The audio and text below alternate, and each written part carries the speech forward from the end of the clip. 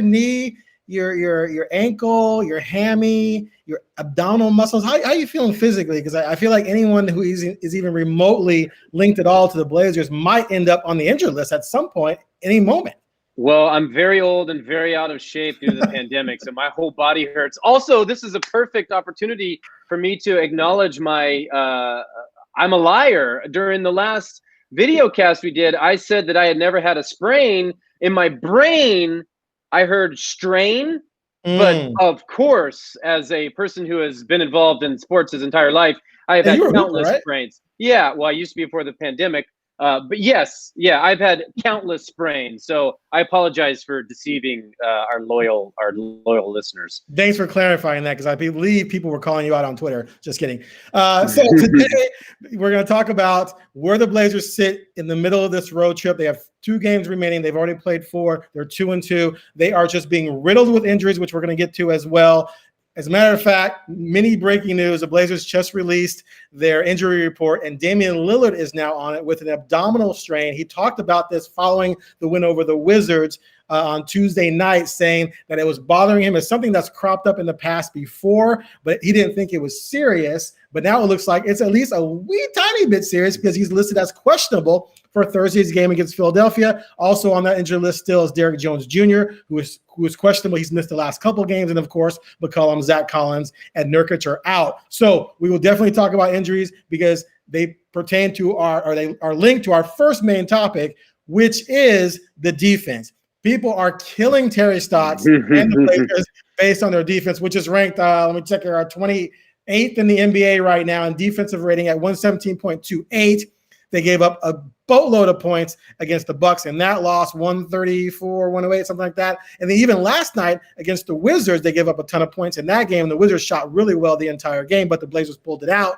So the question here, and the first topic, Joe, is, 1, can the defense ever become good this season? And 2, is it fair to ridicule Stotts at this point, given all of the injuries and the inconsistency that creates in terms of trying to actually piece together and put together a good, solid defense? What do you think? Well, I would start off by saying that all criticism is fair in the NBA, especially when it's, levied at a team that's playing as poorly defensively as the Blazers. However, there's context to all this, and going back to the criticism, in some cases it's justified. The Blazers under Terry Stotts predominantly have been an underachieving defensive team. They've had 2 or 3 top 10, top 12 defensive teams, and those, by no coincidence, have been some of their best seasons. But a lot of that is personnel driven, and so then you kind of shift. Does the blame go to the front office, or does it go to the coaching, or does it lie somewhere in the middle? I think the blame right now lies on the injuries and on the depleted nature of this roster. I mean, right now, Terry Stotts is coaching a team currently, as of right now, missing 3 starters, including its defensive anchor in the middle, Yusuf Nurkic, arguably their best and most important defender, and their best perimeter defender in Jones Jr. And so I'm not quite sure how you're supposed to show defensive growth or play better defense when you're lacking your best defensive players. Again, and you're replacing them with subpar defensive players. Correct. Yeah. Carmelo's getting more minutes, and Cantor's starting at center. And if you really want to go deeper, and at some level, I feel like, and it's against my nature, it's excuse making, but it's also laying out facts also. So it depends on your lens and your perspective of how you view this. But going back to what we talked about months ago, no training camp stalled, no practice time along the way. And then you add that onto, a new roster, a bunch of new guys. So that kind of impacts their ability to kind of mesh and grow cohesive as for the lack of this, or for this conversation, defensive wise. And then you couple that now with the injuries. I mean, even Robert Covington missed a couple games with a concussion. So, he's out. Then you put someone else in. I mean, I haven't looked at how many different starting lineups the Blazers have used this year, but we've got to be near 5 or 6. and we're only 20 games At in. least. So Yeah. I don't know how you're supposed to develop.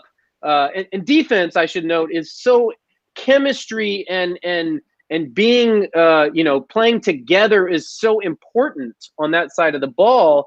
I don't know how you're supposed to develop that this early in the season, quote unquote, without all the practice time and training camp and with all the injuries. So, I if you're looking at the job Terry Stotts does and this defensive, the way this organization has played in the total view of his time here, then undoubtedly there's criticism that should be levied.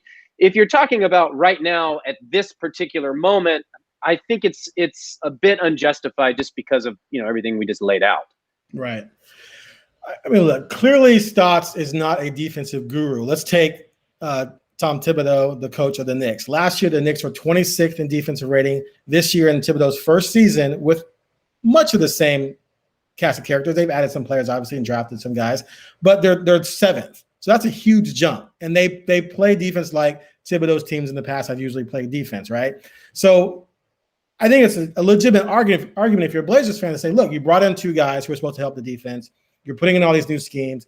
We're not seeing any improvement, is the argument. And I think that's a legit concern and a criticism to make towards Stotts. But the way people I think are blowing this out of proportion is just nuts to me, because they said in training camp, everyone was like, we're going to be a work in progress. We're not going to be the same team come May or April that we are in December or January. Like they foretold it to everyone that it's going to take time to get everyone working together. Nurkic came in out of shape. You got 2 new players. You're mixing in some young guys here and there. You have 2 backups in Carmelo and Cantor who are iffy defensively. There's a lot of things that were going on, and training camp was cut short, and you lost practice time. You lost, Nurkic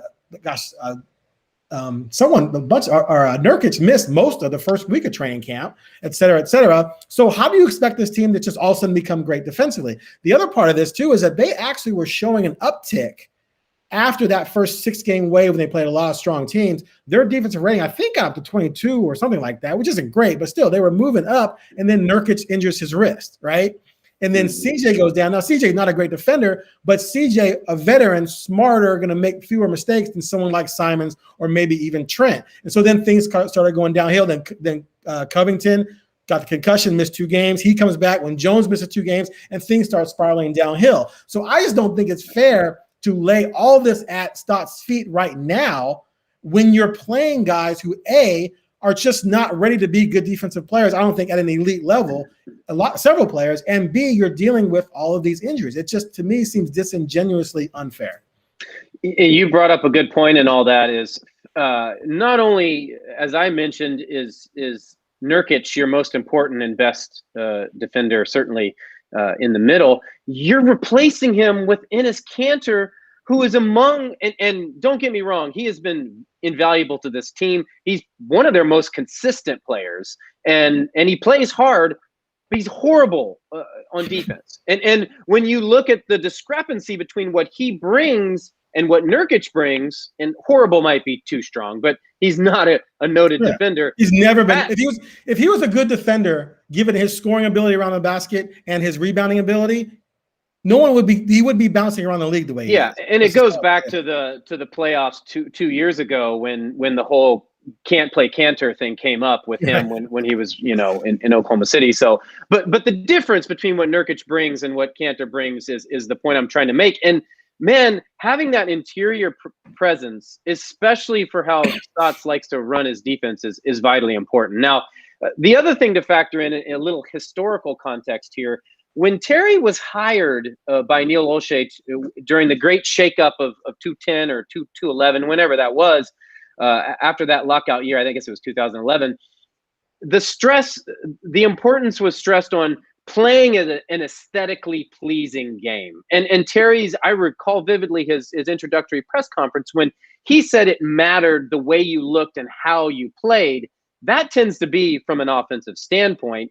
And as part of his hiring process, one of the things that sold Neil Olshey on him was a conversation he had with Dirk Nowitzki, who said that Terry was an offensive genius, an offensive mastermind. So you knew the type of coach you were hiring to provide the type of game and style you wanted to play. So you knew what you were setting yourself up for. And then you couple that with the personnel he's had over the years, and you kind of see where things are going. This is not to excuse the Blazers defense, because it can and should be better when the season is over, by the end of the season, when everybody's healthy. If you have all the components into this roster, if they're still 29th, then we're having a different discussion in May or June or whatever. But here at the beginning of February, it's odd timing, I guess. 100% agree. So here's another thing too.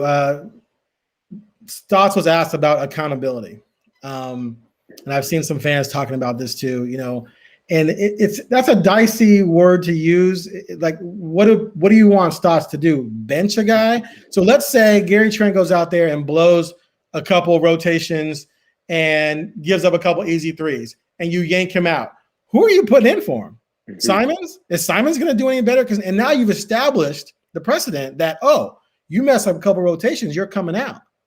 Well, is Simons going to be better? And if Simons messes up too, then you're going to take him out and throw in Trent. And then what happens when Dame messes up too? Because Dame is not an elite defender. Are you going to yank Dame out? Well, you can't. You can't take Dame out. You can't treat him like that. So then you have a double standard, which is understandable. But at some point, you're going to run out of players to replace the guys you're yanking out. If Cantor screws up, you're going to take him out and put in Giles. Is Giles going to do any better? So you can't really treat NBA players like that, which is what Stott said. It's like, there's only so much you can do. What you can do is you can work on it in practice. You can go over film.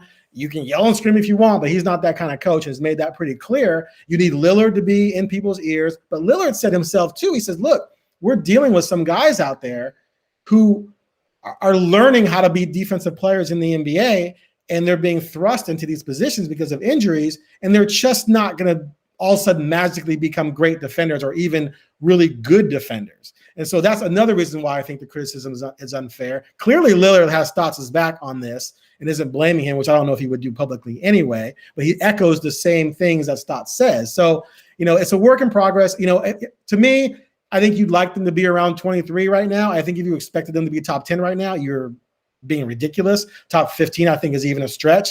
They should be better than where they are, but man, they're dealing with a lot of issues. If I go back to when training camp broke, whenever it was, let's say early to mid-December, and I tell you that in the first week of February, you're going to be playing an extended stretch without Yusuf Nurkic, several games without Jones Jr., couple games without Covington, and a month without CJ McCollum. What would your expectations be for where the team would be? And so you have to have that context into things. I just don't think you can, kind of toss it out blindly. I will say, all that said, last night against the Wizards, who Washington's an incredible offensive team, and they're scoring in insane bunches right now. And Bradley Beal, by the way, is playing next level right now. But there were multiple possessions at the end of the game when my dudes were wide open.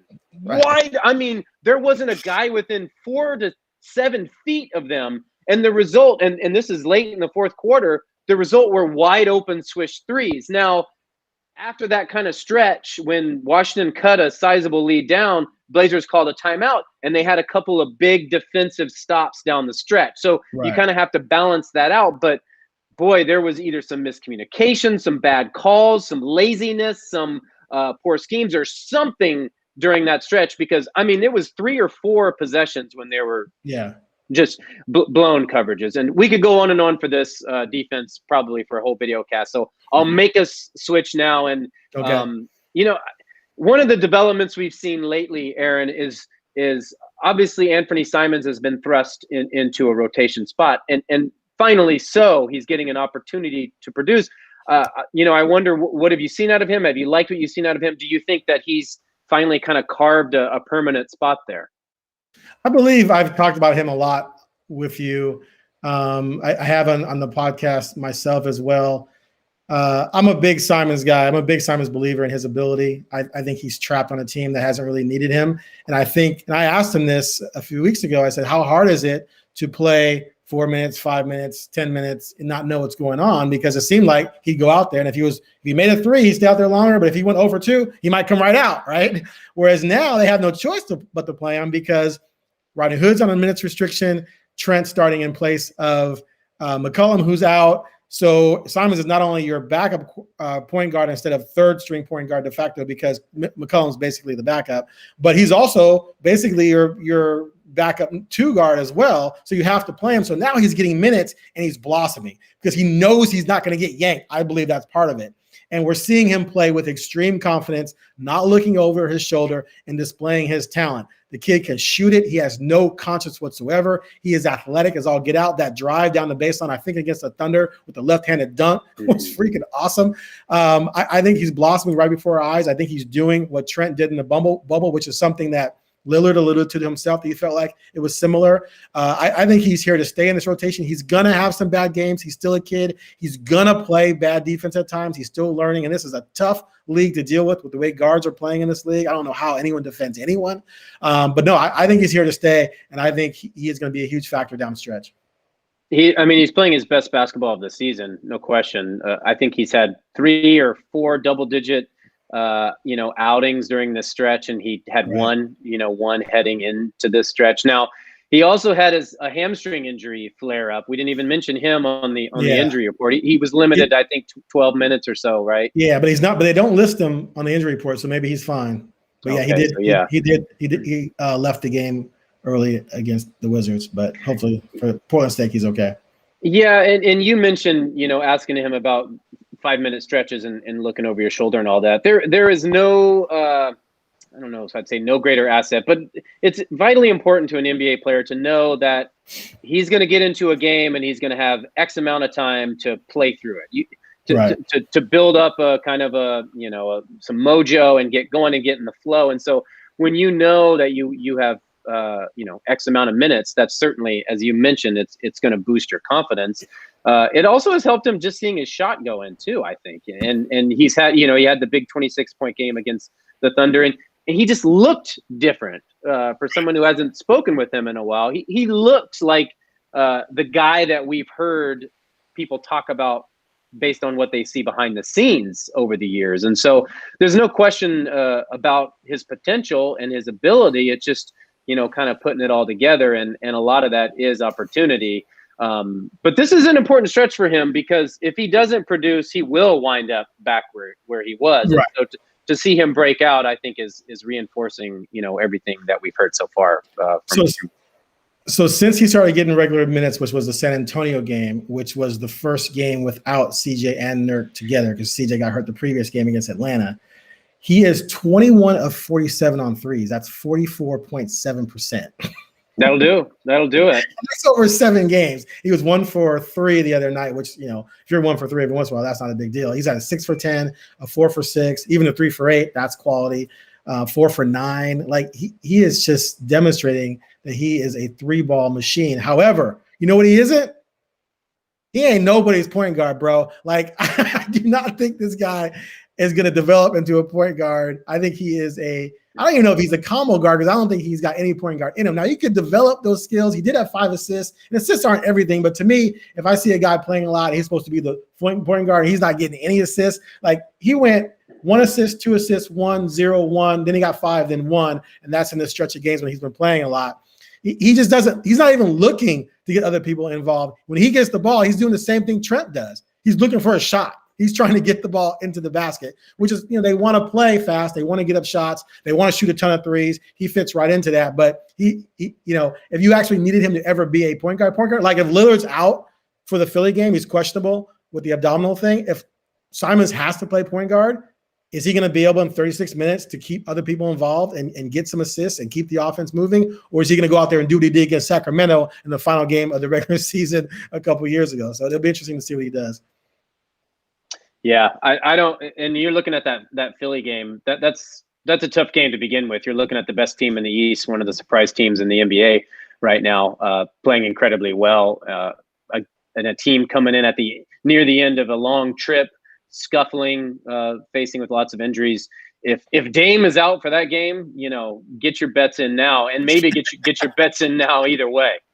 100%. All right, let's move on to another young guy who had a mini little breakout, Nassir Little. So this young man has just been through it, right? He missed the bubble session because of a concussion after he hit the floor during practice. Then he had dehydration issues. He worked hard over the summer, according to him and according to Lillard. He comes in training camp. He catches COVID. He misses all of training camp plus the first 7 or 8 games. He came back for the Minnesota game, which I think was game 8 or something like that. Has played a little bit since then. Then you get all the injuries with Jones going out. People wondered who was going to start at the 3. It ended up not being Hood because he's on a minutes restriction. It ended up being Little, who went out there, and in his second start, I don't remember exactly. He did okay in his first start, but in his second start, he dropped 30 on 5 of 7 threes against the Bucks. Now, it was a blowout, so you got to wonder, okay, is it that big a deal? The bottom line, he was hitting his shot. So I think coming into that game, he had 12 career 3-point baskets made. He made 5 in that game. He's a career 25% shooter. So if he truly has turned the corner as a 3-point shooter, and he does have some defensive dog in him, isn't that one of the things about him that they liked coming out of North Carolina, is that he could play some D? He liked to play D. Is he going to be able, in your estimation, A, keep this up? Again, it's just one game. And B, become part of the rotation once everyone's healthy? I mean, I can't anoint a guy after one good game. So I'm gonna defer on that one. It was a good game, and it was an encouraging game, but it was just one game. I mean, he scored twice as many points as he had all season in that game. And honestly though, the most important or encouraging development out of that was, as you mentioned, the 3-point shooting, because this was a guy, if going back to summer league, when he shortly after he was drafted, and his jumper was not a thing of beauty. It was not one to behold. And so there's been a lot of behind the scenes work back to his rookie season to this point to get him, into a more fluid, comfortable, and natural kind of shooting motion. It's not just that his shot was errant, it's that it didn't look right. And so form and all. And so there was a little bit of buzz, if I recall, from some of the interviews heading into the bubble, from guys saying that he kind of had, done a lot of work on his jumper, and it had kind of started to pay off at that point before he suffered the concussion and dehydration issues that you talked about. So that's kind of an encouraging sign, and this kind of reinforces that a little bit. But no, I can't anoint him just yet. I'm going to need to see him do it for an extended stretch. But this is a guy who was among the best high school recruits in the nation when he went to North Carolina. And for whatever reason, his stock dropped on draft night, but he was supposed to be a lottery pick. Incredible athleticism, incredible motor, incredible drive. He's a really smart kid, a really thoughtful kid, and a guy who has a lot of potential. And I think at some level, this is the first time that we've really been able to see that potential with the Blazers. And so from that standpoint, it was encouragaging. Yeah, I agree with you 100%. It was just one game, and you never know what's going to happen next. He had 5 points, 3 rebounds in 14 minutes against the Blazers, though, or excuse me, against the Bulls, which was solid for 14 minutes. And they needed those minutes from him because of the injuries. But yeah, it's way too early. But what's fascinating about him maybe emerging is that it gives you another guy.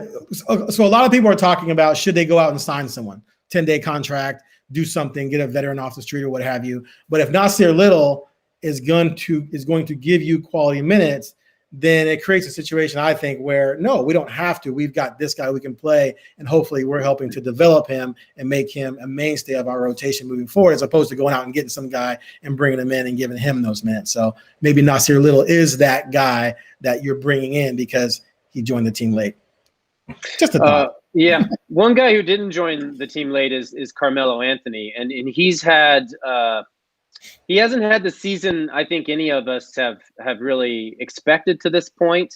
Right. And he obviously was hugely important last night, but I don't know how would you sum up where he's at right now, looking at his spot? Is he helping the team? Is he hurting the team? Is this a slump? Where is he at with things right now? Well, at one point, as of like 4 or 5 games ago, he was sitting at like 40% from 3, his shooting percentage, which if he's giving you that, off the bench for 25 minutes a game, you can't complain about that.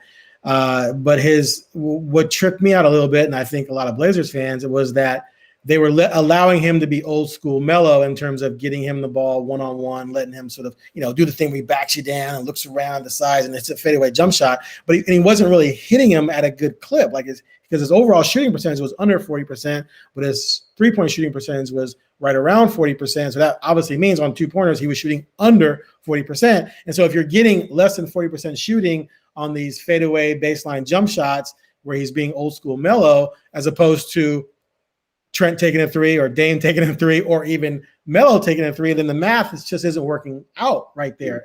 But then he also went on a slump where I think he was 15 of his last 65 entering Washington. So he dragged both shooting percentages down under 40%. And so now it's like, okay, so he's clanking bricks left and right. He's not playing great defense. He's sort of a black hole when you give him the ball. Is he helping or hurting the team? I think that's a legit discussion. But then he comes out against the Wizards and he has a really good game again. So maybe he's back to being Melo. And it's a long season. I mean, you're going to have slumps. I asked him about it. He kind of goes, oh, I'm going to slump now. And I go, come on, it's been 5 games. But he goes, I know. And he kind of, gave me a spiel about, I've been doing this for a long time. You're going to have slumps. It's going to happen. I think that right now there's a lot of overreaction to everything that happens with this team. I think overall he's helping the team. But I do think that there are moments when you can make the argument where it's like, okay, that's not the shot we need to be getting, because Gary Trent and Simons are shooting 44% from 3. Let's get the ball to them instead of Carmelo shooting a fadeaway baseline jump shot. Yeah, over his last 6 games, he's 4 for 29 from deep, and he's shooting a career worst 37% from the field right now this season, and just 33% from deep. So it's dropped dramatically. Right, yeah. Well, 4 for 29 will do it. Yeah. And prior to that, he was at 40. And that's the thing. It's like, is this a slump or is this him hurting you now? Because everyone has stretches like that. Not everyone, but you know what I'm saying. The thing with him, just when you're ready to kind of say he's washed, he blows up like he did in the bubble last year. I mean, he was so huge during that stretch, and he is capable of doing that at any moment. And for long stretches, for several games of doing that. Last night, I think illustrates what he can do. He hit a lot of big shots. Now, going back to your point, he had 2 horrendous, kind of end of quarter scoring chances, like you said, isolation opportunities. And he was D'd up so much in the one-on-one. The shots were horrible. They didn't even have a chance. Right. And so it's those kind of moments where you wonder, maybe is there a better option there? Give it up. And on the one hand, he's gotten to be the NBA's 13th most prolific scorer ever because he takes those shots and he has the mentality to take those shots. And so on the one hand, you can't discourage that mentality, but on the other hand, my man's 4 for 29 in his last 6 games. There's probably a better chance. That said, man, with a depleted roster and a team in desperate need of scoring punch, he's going to be out there and he's going to do what he's going to do.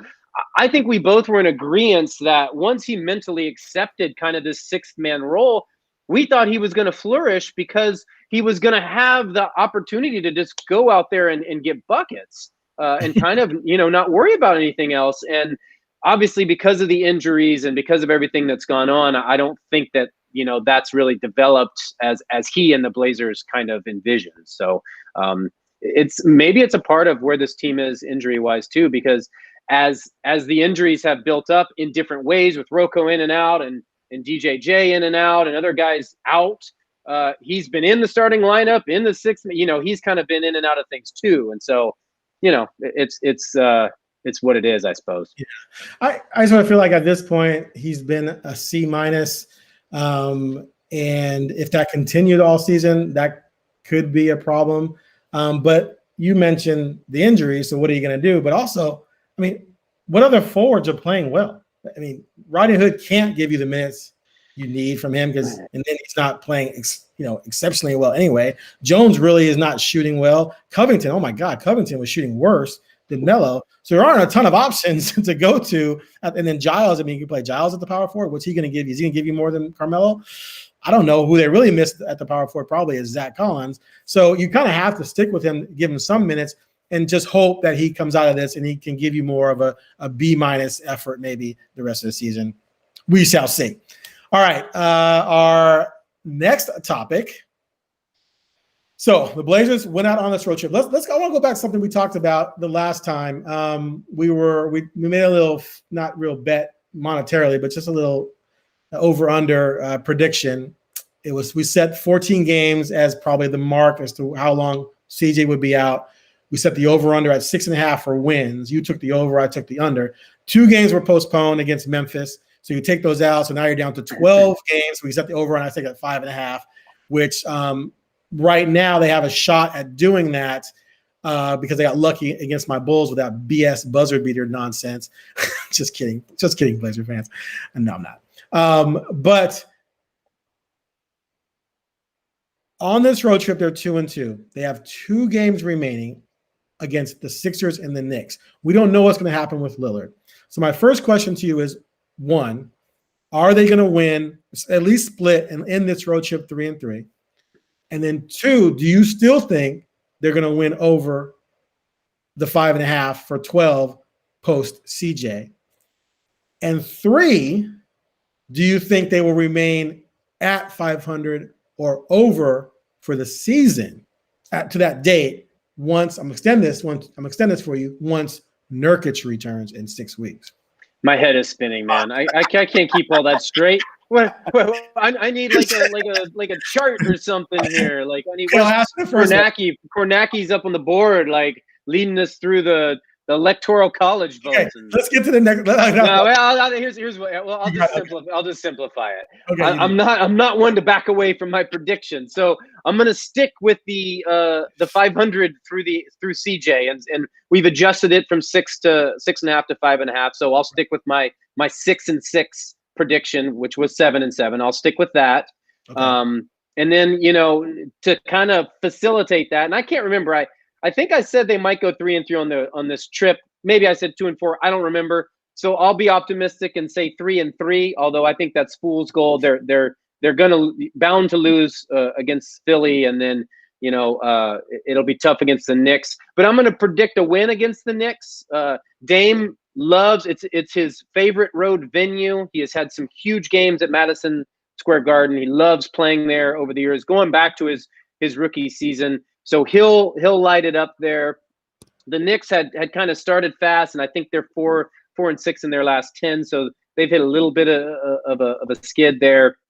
And after potentially getting smoked again, which is an option, or certainly in the cards against Philly, it'll be a team looking to come out and redeem itself. And even if they play well and lose, they'll still be looking to redeem themselves. So long story short, I'm going to say 3-3. They split these last 2 games, and then stick with my 500 prediction for this stretch without CJ. Okay. And then the next question though is, can they remain at 500 or better for the next, counting the next few weeks after that they're going to be without Nurkic? I mean, the thing with the NBA is so much changes week to week that what is that, a month out now? Yeah. Is that to March or where is that? To March 3rd or March 2nd or something?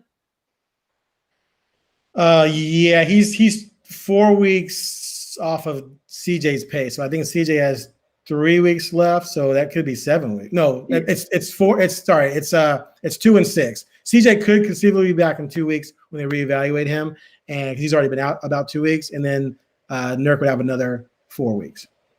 So I mean, that's way too much time for me to speculate. So I'm going to pass on that, but I'm going to say if they can get CJ back healthy, if they can get everybody else, if DJJ can come back healthy. I mean, we don't even know about Dame's abdominal thing right now.